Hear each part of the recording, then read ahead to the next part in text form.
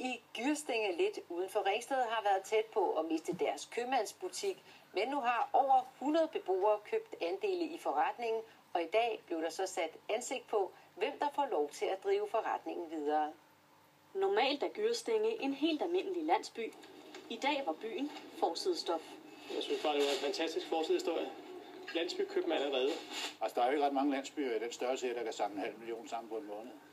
Og det er vi ret stolte af. Siden oktober har købmandsbutikken i Gyrstinge været truet af lukning, fordi købmanden har sagt op. Men det er også ærgerligt for byen. Men nu er det lykkedes beboerne at omdanne butikken til en andelsforretning, og i dag blev det officielt. Dagens store nyhed, det er jo, at vi har meldt ud, at der er kommet vi har ansat en bestyrer, der er skrevet under på en ansættelsesaftale. Ja, han er den bedst kvalificerede, mener vi absolut, til jobbet. Og så er han lokal her. Det er da også et positivt tegn.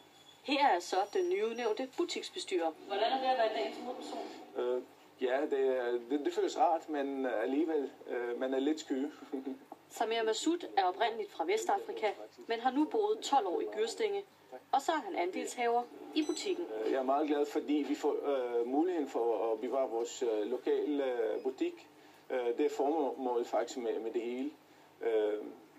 Og det er meget vigtigt for os som lille samfund, at vi har en butik, og vi har en skole, og vi har en landsbyhus. Og det er faktisk derfor.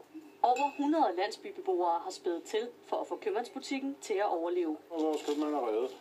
Og det var vi jo rigtig glade for alle sammen. Det er jo fantastisk. Det er landsbysamfund i verdensklasse. Den nyansatte købmand lover at give beboerne noget for pengene. Og det er et stort ansvar, som jeg har pålagt mig.